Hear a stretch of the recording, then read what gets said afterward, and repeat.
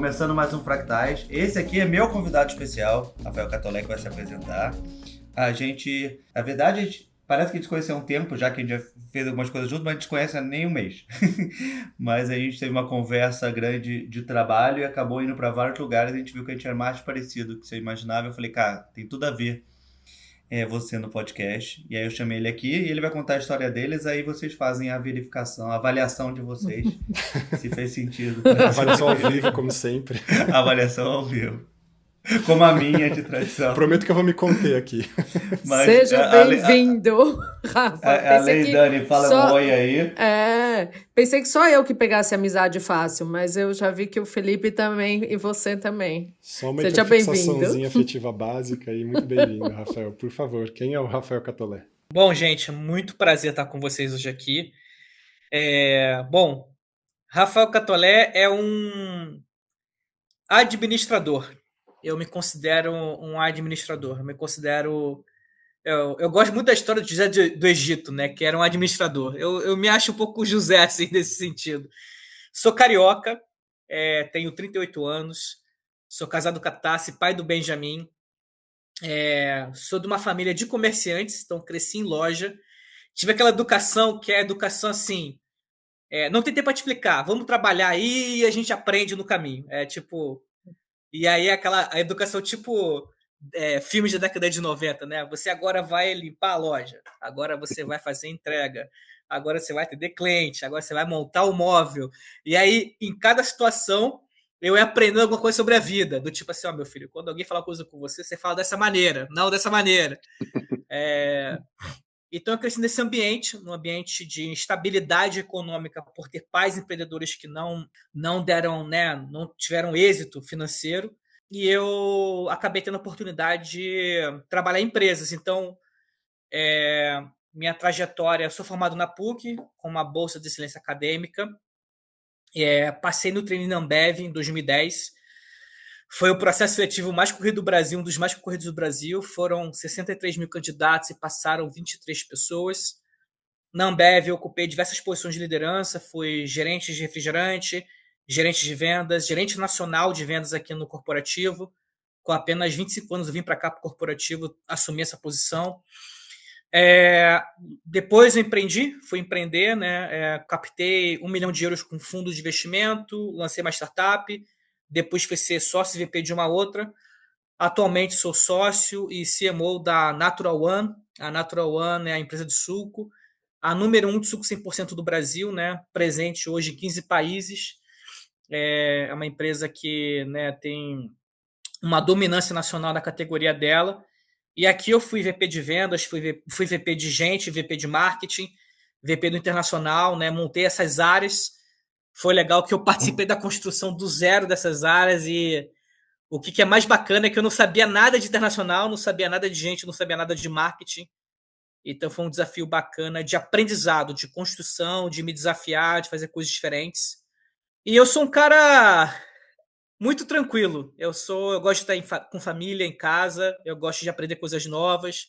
Eu sou altamente curioso. Eu quero, quando eu cismo com uma coisa, eu quero entender até o pó daquela coisa. Gosto de xadrez, apesar de a cada medida que eu aprendo mais, eu jogo pior. É impressionante essa proporção do xadrez. Parece que o jogo selvagem eu jogo melhor. Quando eu tento aprender, eu jogo pior. É tipo Excel. Tipo Excel. Eu gosto de esportes, pratico diversos esportes. Não sou razoavelmente bom em nenhum deles. Acho por falta de prática na infância. Sou louco pela minha família, louco pela minha esposa, pelo meu filho. Estou até viajando hoje por uma emergência familiar. E tenho formação em Stanford, em Kellogg, sobre mercados e empreendedorismo. Na nutshell é isso. Essa foi a apresentação mais linkediana da história do podcast até agora. Desculpa. E os nossos ouvintes já sabem o diagnóstico, mas o Rafael vai continuar contando a história dele, de como começou. E que é incrível que quando ele chegou até aqui, ele ainda não sabia, né, do diagnóstico. Exatamente. Não sou. Tal. Não, conta pra gente. Não, bobagem. Tipo aquela mão assim, óbvio que você Tipo, querido. Então conta pra gente, Rafael, quando é que começou assim, o seu Não, mas só diagnóstico? explicar, antes dele contar, eu vou explicar como ele chegou aqui na nossa conversa. Então a gente estava tendo uma conversa geral. Aí eu tava falando do podcast, falando de várias coisas. Ele tava me contando assim, não, Felipe, eu tô num momento que cada vez eu tenho que aprender uma coisa diferente. Todo ano, agora eu tenho que escrever um livro e tudo mais. Eu falei, cara, você tá falando com a mesma pessoa que você aqui, ó. Eu posso te explicar porque a gente passa por essas mesmas fases. Aí eu fui me explicando minhas estranhezas, aí ele falou, putz, a gente é mais parecido do que eu imagino. Aí eu fui explicar a minha visão neurodivergente de mim mesmo, ele falou, cara, eu sou isso daí aí. Aí ele falou que já tinha feito. Aí ele vai contar a história sobre isso assim. E eu falei, cara, ouve o nosso podcast, você vai gostar. Ele já ouviu uns 3, 4 episódios, sei lá quantos episódios ele já ouviu. E falou, cara, quero muito participar. Aí eu falei, vamos junto. Então foi assim, foi a primeira pessoa, eu fiz o que eu fiz com ele, o que o Ale fez comigo, basicamente. Assim. Sim. Salva as diferenças. Foi ao vivo também. Salva um diplominha de medicina aí no salva. Exatamente. Eu não tenho as habilidades técnicas, mas já depois de 3 anos gravando o Fractais, a gente começa. E aqui temos o marqueteiro. Maravilha. E aí conta um pouco da sua história, e aí na nossa conversa conta um pouco do que você estava contando antes, Rafa. Não, assim, o que acontece, assim, eu era uma criança um pouquinho diferente. Eu tinha uns interesses diferentes dos meus amigos. Eu gostava de história. Eu gostava muito de... Eu cismava com uma coisa, cismava com moeda. Eu queria saber tudo sobre moeda. Eu tinha uma habilidade muito grande para desenho, para rascunhar coisas. Então, tipo, eu aprendi sozinho a desenhar, eu desenho super bem, assim. Nunca fiz técnica nenhuma. E eu sempre fui essa coisa de fazer coisas diferentes, porque eu tinha para mim, como eu tinha muita dificuldade na escola, eu ia muito mal na escola, né, pessoal? Como eu falei um pouquinho no começo aqui, eu ia muito mal na escola, eu tinha dificuldade para aprender, e minhas notas não eram boas. E isso muda quando eu começo a ficar um pouco mais homenzinho, né? Mais rapazinho ali nos 13, 14 anos. Que eu penso assim, olha, não vai, no jeito que tá indo não vai dar, eu vou ter que aprender sozinho. E eu desenvolvi meu método, que anos depois eu descobri que era o método Feynman, né? Que eu leio uma coisa, eu faço uma retórica como se eu estivesse explicando para alguém, monto o meu racional da tese e explico para mim mesmo, e aí eu aprendo o negócio, né? No final, anos depois descobri que esse método existe. A melhor maneira de aprender é ensinar, sem dúvida, assim. E eu ficava, né, que nem um louco. E meu pai não entendia nada, meu pai assim, esse garoto tá ficando louco aí, Márcio. E aí aquilo mudou minha vida, porque eu saí do aluno que era o pior do colégio, sei lá, não sei se era o pior, mas era considerado, taxado como, né, desprovido de inteligência, sei lá, para o cara que vai muito bem e destaque na escola. E aí eu comecei aí, consegui uma bolsa na PUC. E aí eu entendi que eu podia, se eu tivesse a maneira de aprender, eu conseguia estudar. Uns 4 anos atrás, meu pai faleceu de câncer de pâncreas, né? A gente teve essa perda grande aí. E aí, como toda pessoa que está preocupada com a saúde, você começa a fazer check-up. Né? Check-up de tudo. Gente, fui ver tudo. Da unha do pé à ponta da cabeça. E um dos exames era uma ressonância. Uma ressonância da cabeça e tal. E eu cheguei, né, para fazer ressonância. E o médico foi super gentil comigo e tal. Entrei na máquina, fiz o médico. Aí dias depois eu voltei com laudo com ele para analisar. E ele falou: vou te encaminhar para uma pessoa, vou te passar para uma pessoa. Você tem um padrão diferente. Ele usou um termo, eu não sei exatamente como foi o termo, mas você tem um padrão diferente aqui, eu aconselho você a averiguar. E eu, cagado de medo, eu falei: não, eu tô com câncer. Ele: não, meu amigo, calma, você tá bem, tua saúde tá bem. Não é nada disso, não. Você sabe se era um aumento no corpo caloso ou na região que faz a junção dos 2 hemisférios do cérebro ou no tamanho da substância branca? Porque isso é mais característico, você não lembra qual é? Eu não sei, porque assim, quando eu fiz o teste, ele estava no dia do exame, e ele não lembro se ele me deu o laudo ali ou se eu voltei no dia seguinte, horas depois. Mas na hora que ele fez o exame, ele fez assim, ele fez assim, e eu lembro que eu fiquei... Eu falei assim, meu, e agora? Eu tava naquela fase, gente, que era muito sensível. Meu pai tinha acabado de morrer. Eu achava que... Porque meu pai teve câncer de pâncreas e minha tia teve câncer, irmã dele, de estômago. Então, assim, eu tava aguardando quando seria, né, o seu câncer. Você estava praticamente. Contagem regressiva. Com medo e achei que eu ia morrer. Aí qualquer coisa eu achava que estava com uma doença. E ele falou: tem uma coisa diferente aqui. Ele usou essa expressão: tem uma coisa diferente aqui. E aí ele me deu o cartão dessa moça e ele já marcou com ela. Já marquei para você. E eu achei estranho, como eu posso dizer, proatividade? Dele. A proatividade dele, assim, dele já tomar as rédeas da situação e já querer fazer. Ele falou, putz, talvez seja mais grave, e se ele já quis adiantar pra você, tipo, você não ter como escapar, né? Eu pensei, eu vou morrer. Ele falou, não é nada de saúde. Eu falei, mas o que é? Não, fala com ela que ela vai te explicar melhor. Aí eu falei assim, deve ser esposa dele, sei lá. Aí eu falei, mas eu tava naquela fase de averiguar tudo. Então eu tava né? Eu chego nesse consultório, era uma psicóloga e tal. E aí eu lembro que isso marcou em Higienópolis. Eu chego e tem uma sala, uma recepção cheia de criança e adolescente, sentada, de tudo quanto é tipo, né? Com instrumento musical. A maioria com instrumento musical. Aí eu fiquei olhando assim, eu falei, ué, que louco. Aí ela chega, assim, uma mulher muito elegante, me recebe, me trata com super educação, explica e fala que eu vou fazer um teste cognitivo. Aí ela falou, você já fez teste cognitivo? Eu falei, nunca fiz. Aí não era uma consulta, era uma conversa. Uhum. E ela me explicou, e ela perguntou se eu topava fazer. Foi muito mais do tipo, ela foi me entrevistar para saber se eu queria participar daquilo. E ela me falou, olha, o doutor viu que tem um padrão diferente aqui seu, a gente quer fazer um trabalho aqui mais aprofundado, vamos fazer? Aí eu falei, vamos. Aí ela marcou, voltei lá no dia seguinte, e aí eu fiz 6 horas de teste, de vários testes, né? Então, eram os testes legais, assim, que é do tipo. Foi a fase mais divertida da minha vida pós o meu pai falecer. Porque eu saía do trabalho, né? Então a minha cabeça saía daquele negócio de trabalho, de rotina executiva. Eu saía da rotina da casa, de cuidar de filho pequeno. E eu me sentia que alguém estava olhando, ó, vamos ver como é que você sai e tal. E ela tinha muita paciência. Então, eram uns testes legais, assim, vou te contar uma história, aí depois, agora pega esse papel aqui e rascunha pra mim esses símbolos, e aí não sei o que, no final, me conta a história que eu te contei no começo. Aí eu tinha que contar a história, né, de 1 hora e meia atrás. Foi legal pra caramba, eu me diverti horrores. O legal que foi que saiu o resultado, né, que eles falam de QI superior, que é uma coisa que eu não imaginava, porque como eu tive muita dificuldade para aprender, como eu tive a faculdade foi difícil também, o processo, não entrar, mas o processo de manter a faculdade foi difícil. Eu me senti aquele cara, sabe quando você vai fazer uma malhação? Aí você faz lá, uma musculação, aí você, pô, a primeira eu senti, mas a terceira, ela já tá mais, o corpo parece que a musculatura entendeu o movimento. A faculdade foi assim, eu comecei a entender como funciona lá no último ano, aí o último ano foi de boas.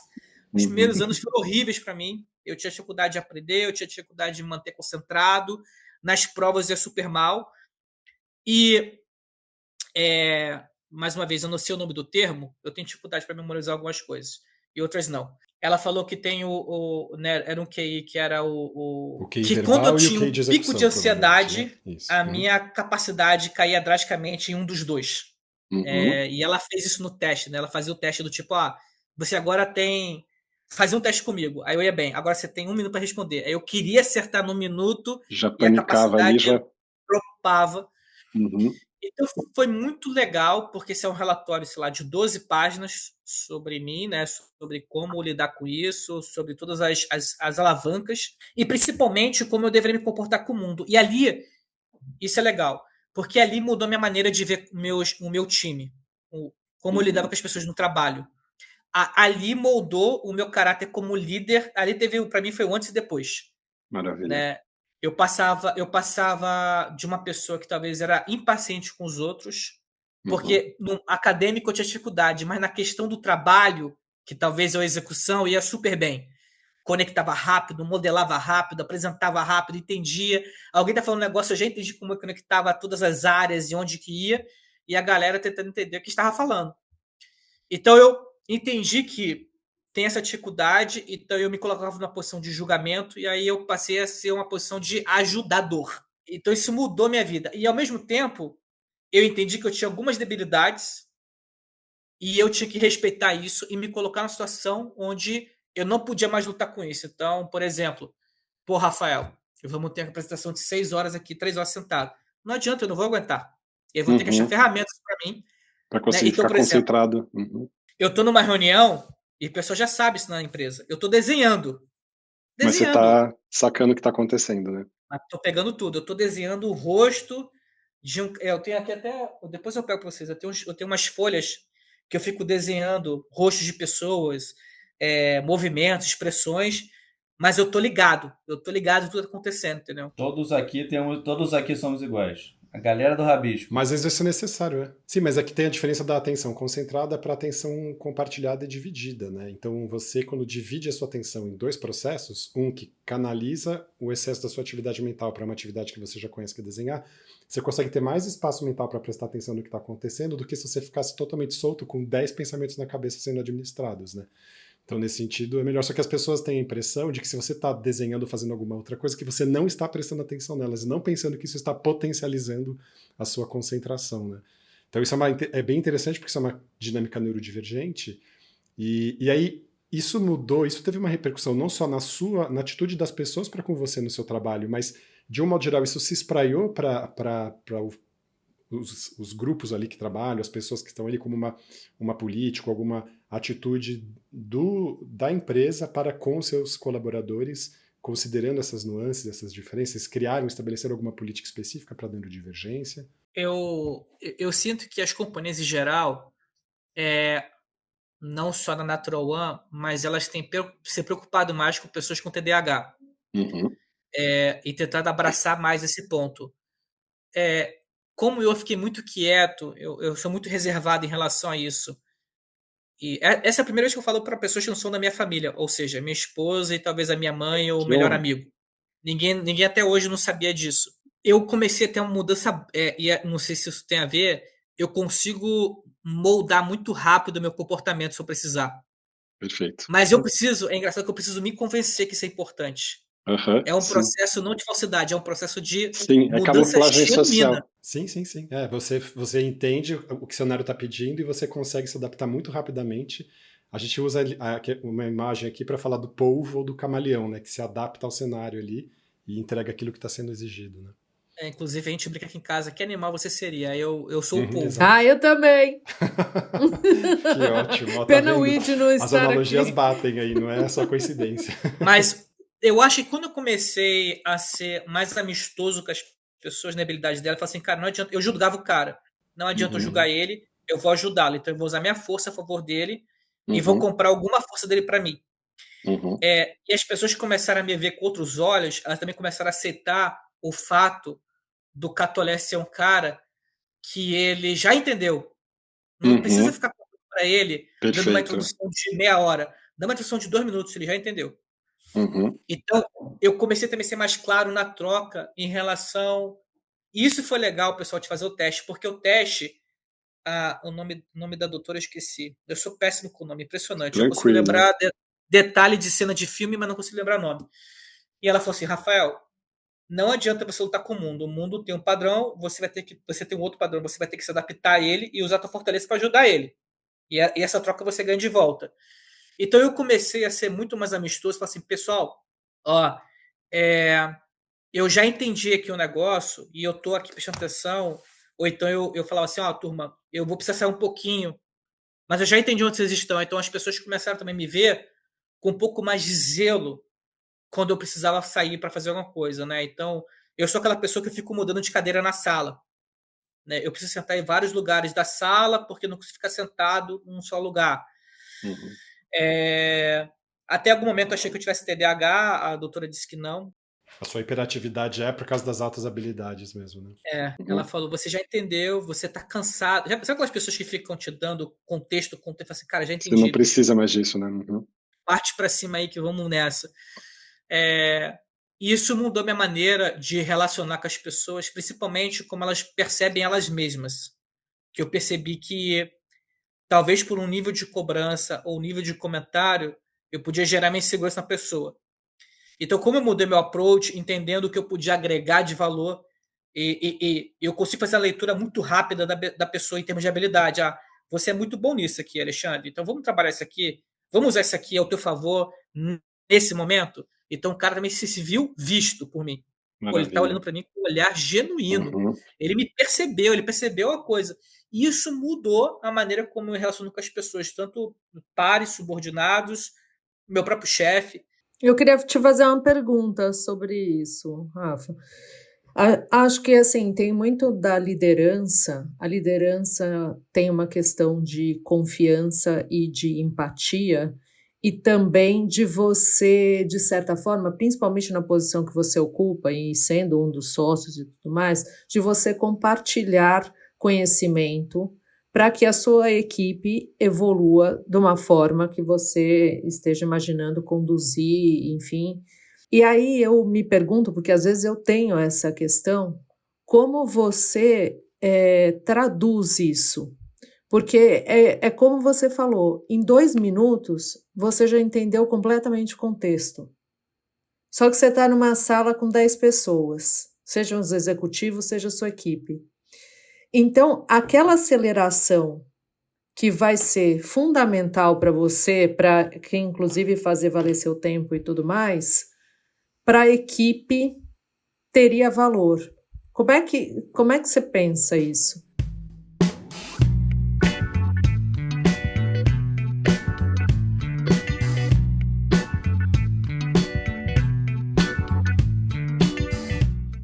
Eu comecei a entender o contexto, originação e finalização. Por exemplo, vamos supor que nós somos um time, o Alexandre é o nosso chefe.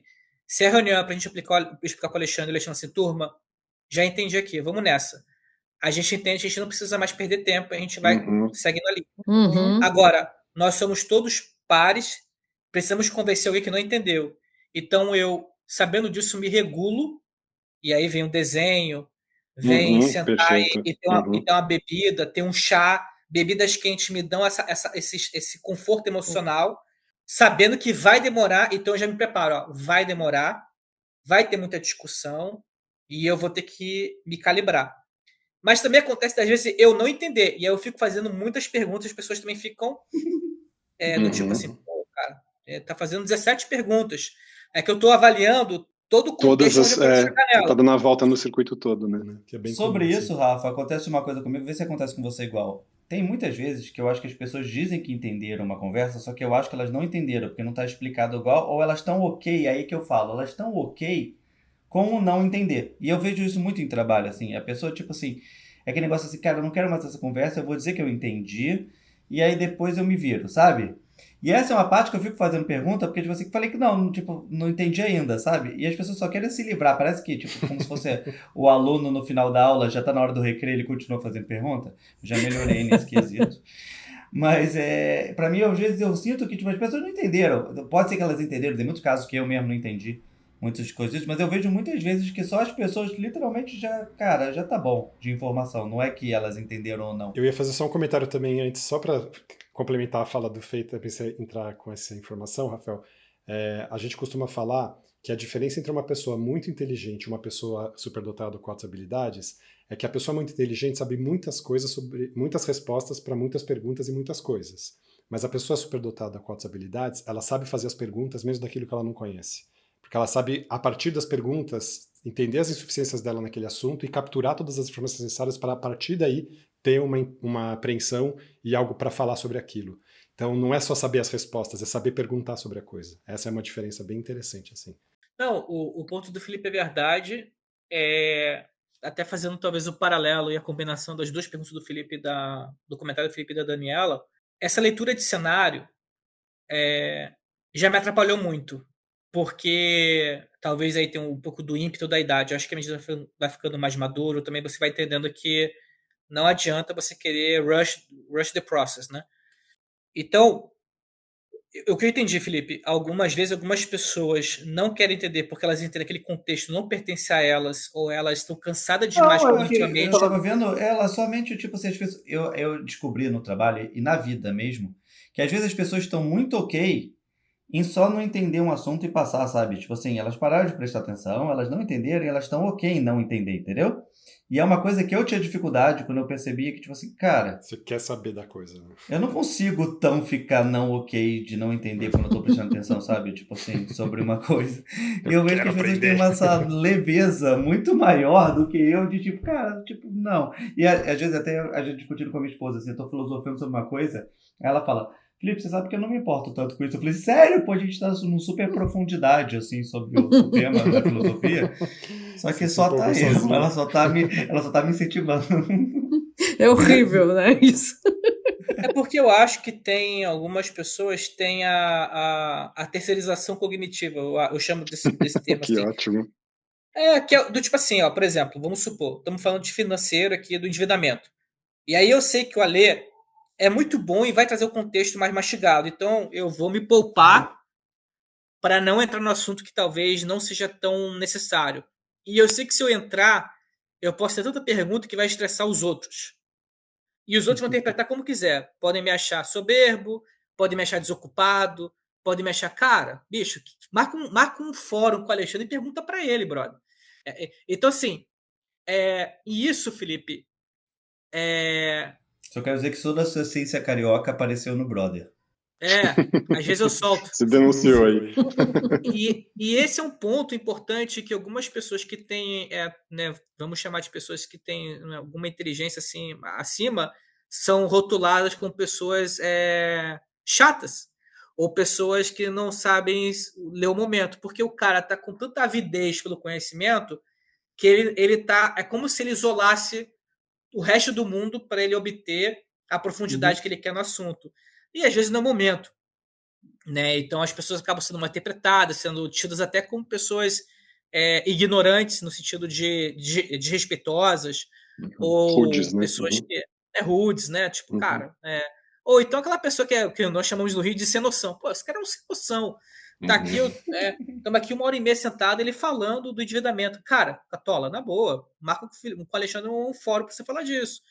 E esse é um ponto, gente. Tem muito cara que é muito inteligente e ele não cresce na carreira por causa Não tem das noção. aprovações sociais.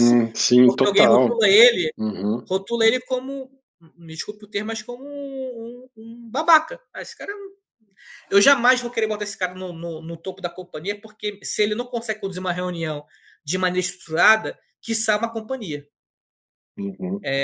E você vê muito por aí, né? É muito comum Sim. ver os caras que são geniais nas empresas ficando para trás, cada vez mais especialistas. Sim. A questão, vamos dizer assim, se a gente puder traduzir em termos médicos aqui agora, não sei se essas pessoas têm um diagnóstico, mas é como se a gente dissesse aqui que o autismo está interferindo nas altas habilidades da pessoa, ou seja, as dificuldades de socialização, de reciprocidade social, de interação, de comunicação, acabam prejudicando, e mesmo que a pessoa tenha altíssimas habilidades para um monte de coisas, isso fica eclipsado e não necessariamente é valorizado. Isso é uma queixa que eu ouço muito no consultório, assim, de pessoas muito frustradas por isso, e com um nível de inteligência altíssimo, mas por causa desse desajeito não são absorvidas ou não galgam esses espaços institucionais. O que também é uma pena, e é por isso que eu estava perguntando assim, se as empresas não têm políticas para entender essas sutilezas, e se as pessoas também não são trabalhadas para entender que isso não tem a ver com a pessoa ser babaca, tem a ver com a pessoa ter um desafio para ela se socializar, a gente vai perder essa pessoa. Então, essa é uma cultura que precisa mudar também, porque a gente fica pensando que a pessoa boa é aquela pessoa que é legal no ambiente social, vai para happy hour, sabe, como você falou, conduzir uma reunião, ser agradável, ser cordata, mas não necessariamente a pessoa consegue. E isso não quer dizer que ela não seja super capaz. Imaginem para as mulheres, hein, E gente? as mulheres, Só fazendo parênteses que, assim, sim. que o buraco é mais embaixo. Eu queria perguntar para vocês, óbvio, né, que eu comecei a pesquisar mais sobre o assunto depois que eu encontrei o Felipe.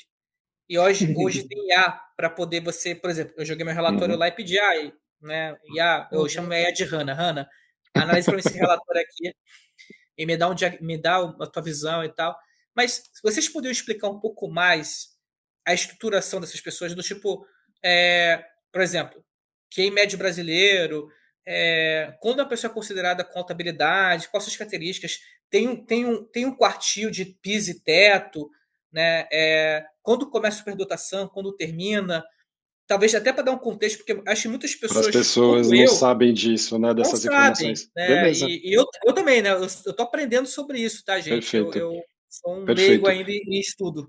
Quando a gente foi quando a ciência foi categorizar o que é inteligência humana, você aplica uma série de testes. Vou resumir muito aqui, tá bom? Mas só para dar um panorama, assim.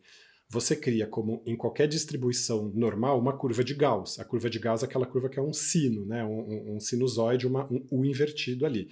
Em que você tem exatamente no meio a maior parte das pessoas ali, os 50%, e você tem nas extremidades as exceções. Então, estabeleceu-se que o meio seria considerado o QI médio, 100, que é mais ou menos a média mundial. Aqui no Brasil, a média costuma ser 87. que é um pouquinho mais para baixo do que a média mundial. E esse valor, se você pegar 30 pontos para cima ou para baixo, então 100 menos 30, 70, ou 100 mais 30, 130, você tem os dois recortes com os quais a gente define a deficiência intelectual, então, pura e simplesmente a partir do QI, tá? Mas, obviamente, tem um quadro clínico todo associado. Então, 70 para baixo, deficiência intelectual. 130 para cima, superdotação no sentido estrito. A superdotação tem a ver com a capacidade cognitiva aumentada, a capacidade de autoaprendizado, a capacidade de conexão de muitas ideias, o que você descreveu aqui, Rafael. Uma sensibilidade sensorial aumentada, um engajamento com a tarefa, uma implicação e uma facilidade de aprendizado quando você tem esse interesse, né? E uma curiosidade muito grande.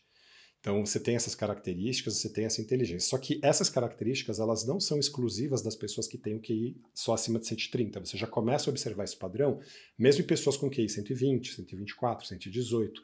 Então por isso que tem esse conceito das altas habilidades, que é para dizer, bom, a pessoa tem esse funcionamento cognitivo superior, não atinge aquele nível do 130, mas você tem aí presente uma série de características que já fazem com que ela tenha um cérebro, que elas tenham um funcionamento relativo a esse cérebro que é hiperconectado. Então, o fundo de todas essas questões das neurodivergências é uma questão neurobiológica em que você tem um padrão de conectividade aumentado no seu cérebro, na substância branca dele. Você pode ter um aumento do número de células, então a substância cinzenta ser um pouco maior, mas a diferença mesmo não vai ser no número de neurônios, vai ser no modo como eles se conectam entre si. Então, e isso que faz com que a pessoa tenha a capacidade de concatenar ideias muito maior, a capacidade perceptiva muito maior, a capacidade de visualização muito maior. Então, tudo isso está ligado a esse aumento dessa conectividade cerebral. Só que isso também faz com que a pessoa seja mais sensível sensorialmente e necessite de mais previsibilidade, porque isso pode gerar sobrecarga de informação, que é o input que a pessoa recebe do meio ali. E isso faz com que a pessoa module o comportamento dela com o outro, com o espaço e com o tempo. Quando a gente está falando do outro, a gente está falando da socialização. Quando a gente está falando do espaço e do tempo, a gente está falando da tendência a rotinas, a estabelecer comportamentos mais sistemáticos, mais repetitivos, e aí a gente está falando da dimensão do autismo, por exemplo. Então, essa modulação pode interferir nesse modo da pessoa agir com o outro e consigo mesma na organização do espaço e do seu tempo. E no modo como ela consegue conduzir o fluxo de concentração dela. E aí, se a pessoa tem muita dificuldade de manter o foco dela, né, com essa energia toda que ela tem uma dificuldade. Eu vou usar uma imagem aqui que eu tenho usado essa semana que eu acho que funciona muito. Aquelas mangueiras de incêndio de bombeiro, se você não souber segurar aquilo se mexe sozinho. Então é meio que o TDAH é um pouco essa pessoa que não consegue controlar o fluxo do próprio pensamento, ela não tem as rédeas ali da mangueira, então a mangueira vai espirrando para tudo quanto é lado, para onde ela apontar a pessoa está olhando. Então isso daí é a dimensão do TDAH. Então você vê que as neurodivergências elas estão todas conectadas. Então você pode ter mais manifestações de altas habilidades, mais manifestações autísticas, mais manifestações de TDAH e muita sobreposição entre elas. Então é por isso que é muito difícil você encontrar uma pessoa que seja só uma coisa ou só outra. E é por isso que eu tenho gostado de usar o termo neurocomplexidade para falar disso, e provavelmente é um termo que a gente vai acabar usando mais no futuro, mas para dizer dessa estruturação cerebral diferenciada, hiperreativa, para essas características afetivas, sensoriais e cognitivas, e motoras também, você bem falou que você também é um ótimo esportista e tal, e isso muda o modo como a pessoa se coloca no mundo. Espero que eu tenha resumido aí a questão. Foi excelente, porque, por exemplo, quando meu filho nasceu, meu filho vai fazer 8 anos, ele tinha uma coisa, ele tem algumas características minhas. Ele é muito sensível a som e a cheiro. Então, por exemplo, a gente está em casa e só eu e ele sentimos um cheiro de uma coisa e minha esposa não sente. Então, quando ele era pequenininho, a gente achava que ele era autista. Porque ele tinha... Qualquer coisa ele fazia isso. Necessidade sensorial auditiva. Né? E eu sou assim. Óbvio que eu sou mais velho, né? Já sou mais cascudo. Então, uma moto passar, eu não faço isso, mas me incomoda. Assim. Ixi, eu faço até hoje. Eu não tenho nenhuma vergonha de tapar o ouvido, viu?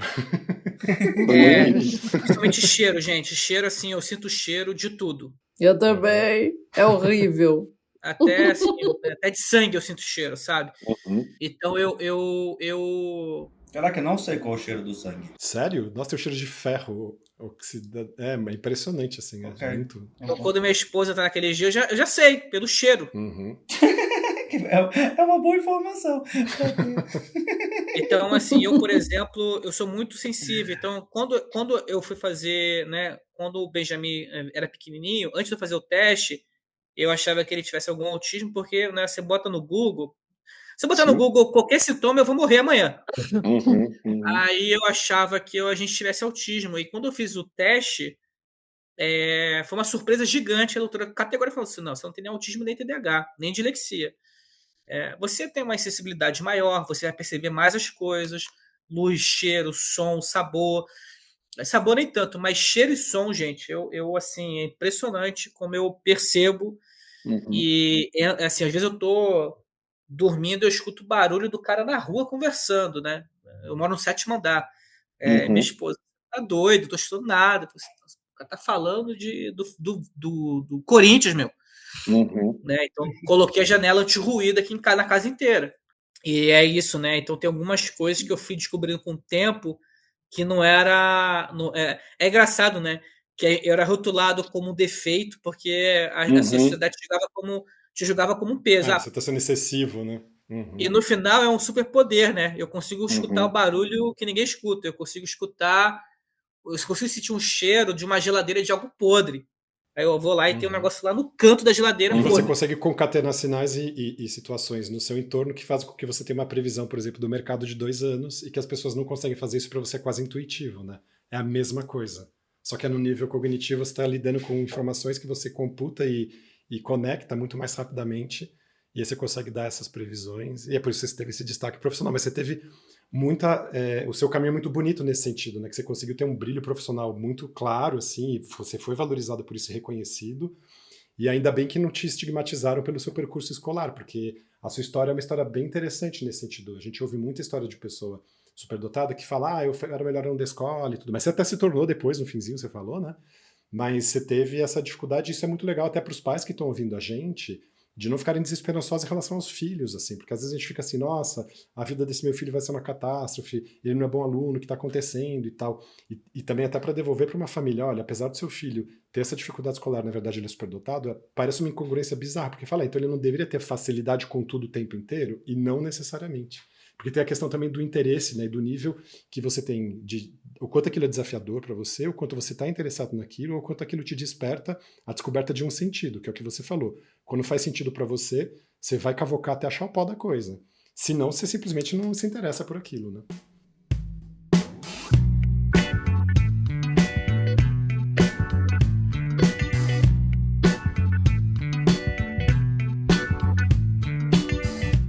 Vou dar um exemplo. Não sei se vocês são assim, mas para eu fazer uma compra de alto valor agregado, eu tenho todo um racional de autoconvencimento da segunda persona do Rafael em relação à dissonância cognitiva. Eu fico criando racionais em espiral para me convencer que a compra é uma compra inteligente. Eu não consigo comprar nada por impulso. Maravilha, que ótimo. Eu não consigo. sou assim, não. Nós não somos assim. Eu não sou assim. Isso que eu posso te dizer. Falo assim, nossa, que legal que você é assim, ainda bem. Esse final de semana aconteceu isso comigo. Eu fui comprar uma mochila. Eu tenho ritos. Isso não sei se vocês têm isso também. Para cada virada de momento, eu tenho um rito. Então, se eu vou ter um novo momento de trabalho, vida profissional, eu faço um rito que simboliza isso. Então, por exemplo, eu comprei uma mochila. Mochila para mim, mochila, carteira, são ritos. Então, eu estudo tudo sobre a mochila. Tanto é que eu fui na loja hoje porque eu vi um amassado diferente na mochila. Aí a mulher falou assim, cara, só você e um outro cara que vieram aqui da Faria Lima falar desse amassado na mochila. Do tipo assim, eu percebi um erro de fabricação de uma marca que é mundialmente famosa e me incomodava o determinado amassado da mochila. Estruturar. Então eu vou criando o racional da mochila, do peso. Que corresponde ao seu momento de carreira, que você quer também que tenha esse momento. Que ótimo. Compras de 10 anos, então marca um ciclo e fecha. E é isso aqui elevado, porque essa mochila já vai se pagar em tanto tempo, não sei o quê. Blá, blá, blá, blá. Aí eu crio. Eu não preciso de nada disso. Eu vou lá e compro, né? Porque no final não tem muita coisa. Mas eu preciso gerar uma indicação ou uma inclinação de convencimento pessoal para eu tomar uma ação que envolve ou desembolso ou uma manobra mais agressiva. Então ninguém vai conseguir me fazer tomar uma decisão mais brusca se eu realmente não estiver convencido. Perfeito. Esse percurso do seu diagnóstico, Rafael, você falou que faz 3 anos, né, que você recebeu esse diagnóstico. Você sentiu uma mudança na sua autoestima? Isso teve uma interferência nesse sentido? Isso ficou claro para você ou não? Você percebe isso com o tempo? Foi uma coisa que você foi introjetando para você? Como que aconteceu esse Não, mudou resgate? muito Assim? minha autoestima. Eu, na verdade, quando eu fiz o teste, eu tava com muito medo de ser categorizado como alguém com, alguém com debilidades e eu saí muito surpreendido, né?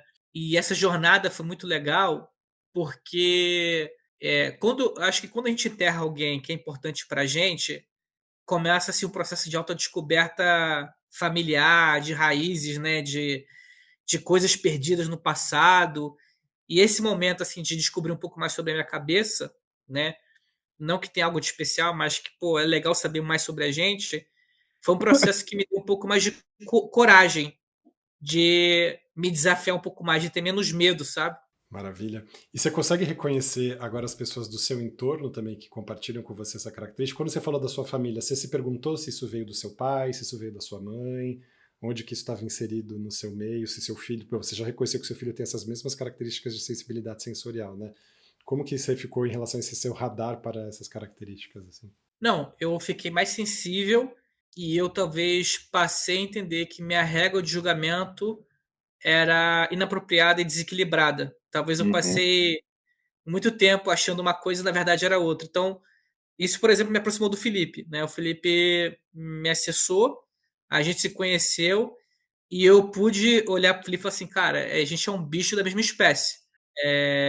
E foi legal, né? Do tipo assim, a gente é um bicho da mesma espécie, né? Uhum. E aí eu me vi nele e acho que ele se viu em mim também. Uhum. Então eu acho que eu consegui, assim, sim. Pensei muito sobre isso, sobre meus pais. No final, eu acho que eu tenho muitas coisas do meu pai, de características, mas eu tenho muitos jeitos da minha mãe. A minha mãe é uma pessoa que tem esquizofrenia. Então eu não sei o quanto ela perdeu por causa da esquizofrenia, sabe? Uhum. Porque você Uhum. muda um pouco a personalidade. Mas foi muito legal esse processo de descoberta pessoal, viu, pessoal? Eu tava um grande amigo meu aqui em casa e a gente conversou isso por um acaso que eu falei que vim aqui fazer com vocês. E eu falei para ele, falei assim, cara, ele falou assim, ele é meu melhor amigo, ele falou assim, quando você fez o teste, você tinha medo de ser taxado como alguém cognitivamente incompetente, né? Aí eu falei, sim. Ele, mas eu sabia que você é alguém que tinha um cognitivo superior. Por quê? Ele falou uma coisa da visão dele do mundo, né? Ele falou assim: alguém que vem muito de baixo, que nem você veio, né? Que a família é muito simples, muito humilde. Alguém que não tem uma base escolar forte, porque eu basicamente estudei colégio público a vida inteira, metade da minha vida acadêmica é colégio público. E o cara tem muito êxito, mas ele não é só o êxito, ele tem capacidade de transformar o entorno dele. Quando o cara vem de uma boa família, uma boa estrutura familiar, e ele tem uma educação que molda esse contexto de volta dele, eu entendo que esse cara é um cara que foi construído para isso. E quando a pessoa não é, eu entendo que essa pessoa tem uma inteligência muito acima da média. Se construiu, né? Eu achei Uhum. muito legal o que ele falou, porque eu nunca Muito tinha legal pensado dessa mesmo. maneira. Sim. Tem pessoas que estão aí, que a gente nem imagina que seja, mas devem ser pessoas brilhantes cognitivamente, né? Que têm capacidade de enxergar valor e riqueza ou geração de valor para a sociedade e construir essa rede de maneira estruturada, organizada, pensando no longo prazo. E ele deu essa explicação dele, assim, que eu achei fantástica. Assim, eu Perfeito. falei, caramba, Eu te dou até o número, Rafael. Aqui no Brasil, pelo menos 5 milhões de pessoas teriam QI acima de 130. Se a gente for considerar o QI a partir de 120, já com características, 5 milhões, mais ou menos, 2% da população. Se a gente for considerar altas habilidades no sentido mais amplo, QI acima de 120, já com essas características que a gente numerou, a gente já está falando aqui de 5% da população. Então a gente já está falando de quase 12 milhões de pessoas. Sabe quantas pessoas no Brasil têm diagnóstico de superdotação? 40 mil. Então a gente tem pelo menos 4.960.000 pessoas esperando para ter esse diagnóstico. 97% delas morrem sem saber que são superdotadas. E aí tem uma outra questão. A autocobrança, a autocrítica, essa coisa muito enraizada nas pessoas que são muito inteligentes, que têm esse senso de perfeccionismo muito grande, isso muitas vezes provoca depressão e ansiedade nessas pessoas. Ou seja, as pessoas superdotadas não diagnosticadas podem sucumbir a elas mesmas e não conseguirem viver o melhor de si e nem oferecer o melhor de si para o mundo. como você está falando aqui. Sim, as pessoas superdotadas têm essa capacidade de transformar o próprio entorno e de serem muito criativas e serem muito disruptivas e terem ideias incríveis, mas se elas não forem encontradas a tempo, elas podem adoecer e sucumbirem pela própria potência delas que não foi reconhecida e pela sensação de degredo, de rejeição que elas vão sofrendo cronicamente na vida delas. Então, um dos nossos trabalhos aqui é justamente sensibilizar as pessoas nesse sentido. Espero que um dia eu possa ver, talvez antes de morrer ou não, há 5 milhões de pessoas reveladas nesse país. Assim, falar, uau, consegui terminar meu trabalho. Tomara que a gente consiga contribuir para isso. Que legal que você falou. É como se fosse uma represa que não deságua, né? Ela acaba estourando. Exatamente. E o país perde muitíssimo com isso. Você imagina se hoje 40 mil pessoas superdotadas, você é uma delas, produz o que você produziu, o lugar que você ocupou, as coisas que você criou. Imagina isso multiplicado por 5 milhões. Mas ele ainda teve a sorte, ele teve a parte de conseguir descobrir o modo de aprender, ele conseguiu de modo natural. Se ele não tivesse tendo feito isso, toda a história dele poderia ter mudado. Então, tipo assim, e é muita gente que, e às vezes pode ter sido um amigo que deu uma dica, ou ele ouviu de algum lugar, e às vezes, tipo assim, um estalo que define isso, e várias pessoas não têm esse estalo. Ou em algum caso profissional, é você não ter um chefe que te dê suporte para isso, e todo o seu potencial pode não ser valorizado porque você não teve esta oportunidade. Tem o potencial, tipo, tem todos esses perdidos, mas tem até os achados que não tiveram alguns gatilhos que podia ser, que é o que eu falo, é os 20% que pode te levar muito para cima ou muito para baixo, dependendo de como acontece.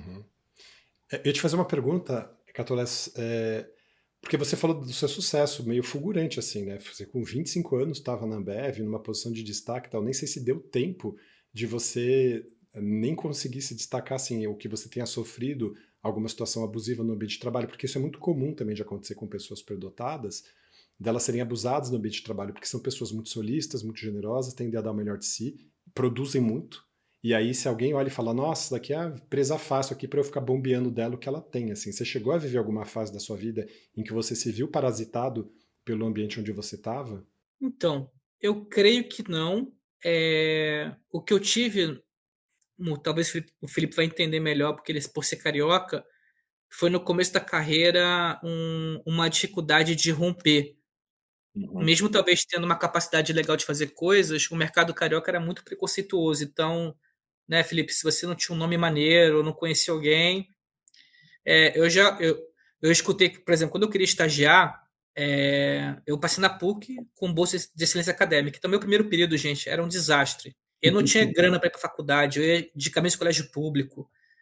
O primeiro período, assim, eu quase perdi a bolsa, porque o gap educacional era muito grande versus outros alunos. Eu passava o dia inteiro sem comer, que não tinha grana para comer, levava o esquema e crack de casa. Então, quando eu fui tentar estagiar, eu não tinha eu não tinha os requisitos. Eu não tinha roupa, né? Isso aqui, né? Não tinha roupa, não tinha viagem. Na época, né? Estamos falando de 2005, 2006. Eu não tinha morado fora, não sabia falar idiomas.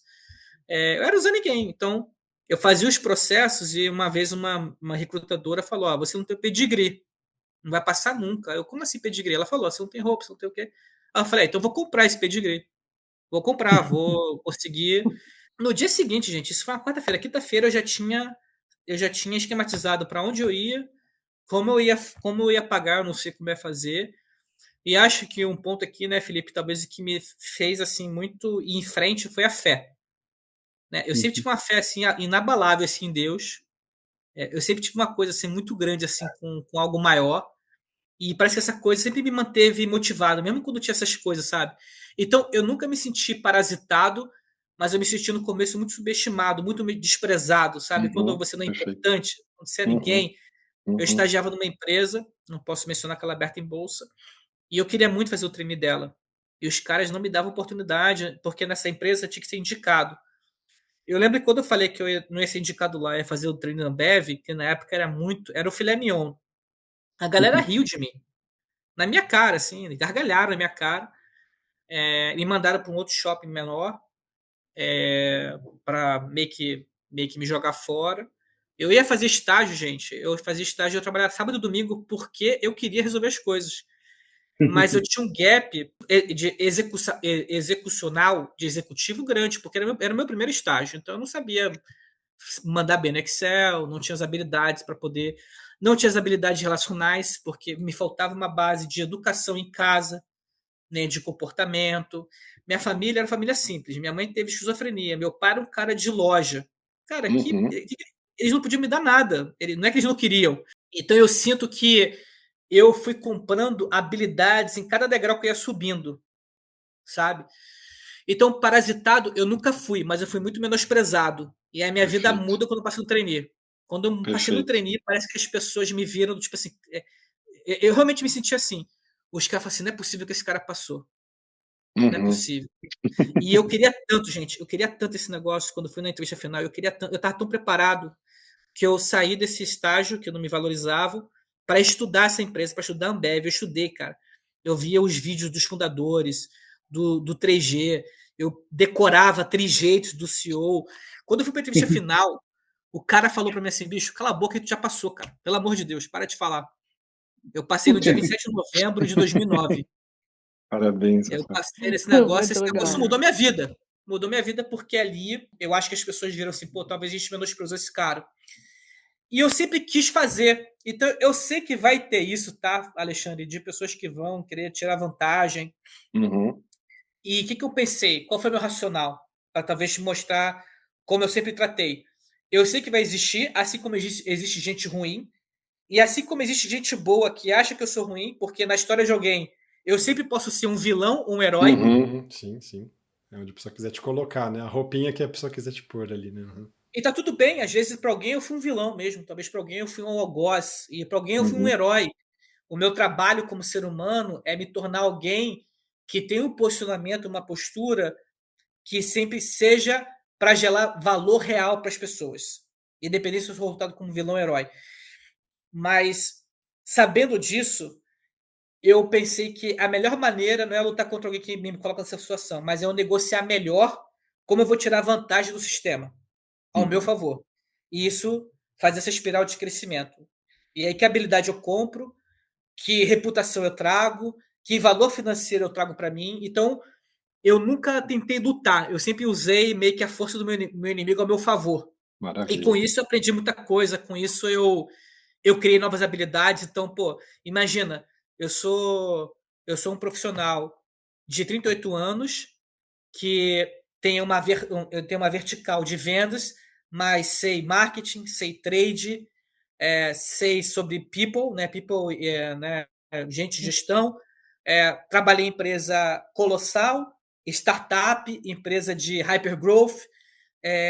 Lidei é, muito próximo com grandes fundos de investimento, como a Casec e o Gávea. Então, sou executivo que sei falar a língua financeira até um certo nível. Obviamente, eu não sou um CFO, Uhum. mas consigo, né, navegar bem nessas águas. Então, eu fui comprando essas habilidades e shapeando esse cara que eu quero me tornar, que ele vai chegar um dia, né? Eu sempre brinco, né? Que eu sou muito grato ao Rafael, de 18 anos, que passou na PUC. Eu sou muito grato ao Rafael, de 20, que passou 21, que passou no trainee, 22, sei lá. E eu tenho que fazer o Rafael de 50 ser muito grato ao Rafael de 38. Uhum. Eu preciso que ele fale assim, pô, Rafa de 38 foi top, cara. Graças a ele chegamos aqui, né? Acá estamos, senhores, né? É como se fosse vários homens assim juntos e Se somos todos um reunindo só. para falar. Maravilha. Muito Maravilha. legal. Show.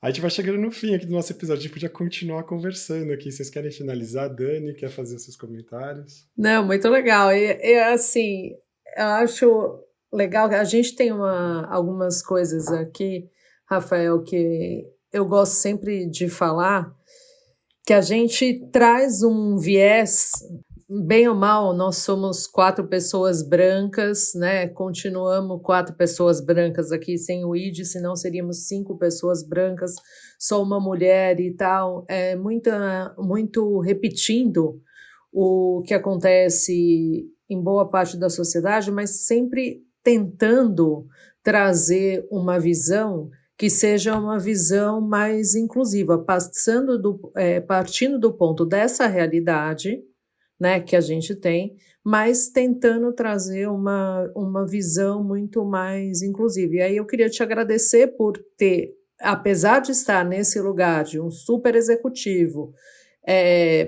enfim, bem hoje muito bem informado, com uma trajetória incrível e etc., trazer pontos da sua jornada que reforcem, né, principalmente essas diferenças, essas neurodivergências, né, essas questões, as questões do ambiente, as questões familiares, que nos tornam pessoas tão diferentes umas das outras, né? E ainda que pela cor a gente não tenha condições de mostrar isso, né? E isso fica mais evidente agora nos nossos cortes, né, Fê, que a gente vem fazendo, né? E as pessoas estão reconhecendo a gente fisicamente, a gente consegue ter uma, enfim, uma diversidade bacana, principalmente em pensamento e história de vida e etc. E muito legal te ouvir.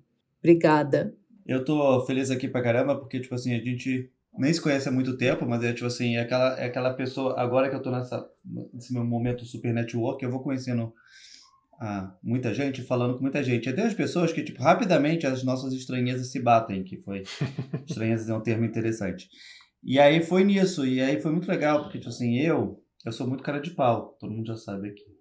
Então, tipo assim, eu vou vendo as pessoas do LinkedIn, quem eu acho legal, eu vou lá e falo assim, cara, achei você legal, vamos marcar um café? E eu faço isso com muita gente. E foi assim que que a gente meio se conheceu. Então, tipo assim, aí você bate com as pessoas e vai atraindo outros caminhos, e é legal, porque as pessoas vão se reconhecendo, cada vez mais pessoas, no último que a gente fez no nosso próprio podcast, a quantidade de pessoas que se descobrem, ou descobrem, não se descobrem perfeitamente, mas se descobrem em algum aspecto, ou conhecem outras pessoas, é muito interessante trazer aqui, e muito legal saber que, ao contrário do Ale, que vai diagnosticando os familiares e todo mundo aqui sem ele saber, o Catolé vem e agora vai contar para o mundo através da gente, assim, vai ser muito Exatamente. legal ver a reação e esse tipo de coisa. E eu acho que Contar no LinkedIn. hoje eu me sinto muito mais seguro de falar dos meus detalhes, coisa que no começo eu tinha menos. Então é até numa própria parte de desenvolvimento. Eu vejo o problema, até o que eu falei, a gente conversou, ele se viu e ele falou, Felipe, eu queria participar do podcast. Quando outras melhores pessoas falam assim, cara, Felipe, eu não sei se eu ainda quero participar do podcast e tudo mais assim, e ele não, cara, tipo, já me conheço, já me sinto desse jeito, vai ser muito legal essa troca, e eu acho isso incrível, da vontade dele e o que a gente tá fazendo. Sabe por quê? Porque é um pouco o que o Alexandre falou. Eu acho que tem muita gente que pode se beneficiar de um diagnóstico correto, até porque o caminho foi mais de sombra do que luz. Uhum. Foi mais de dúvida e insegurança, mais incertezas, do tipo, eu tenho sensibilidade a ruído e agora? Eu não consigo ficar sentado na mesa, então eu sou um problema. E eu entendendo como eu funciono, eu consigo me regular melhor, eu consigo ajudar melhor o Rafael.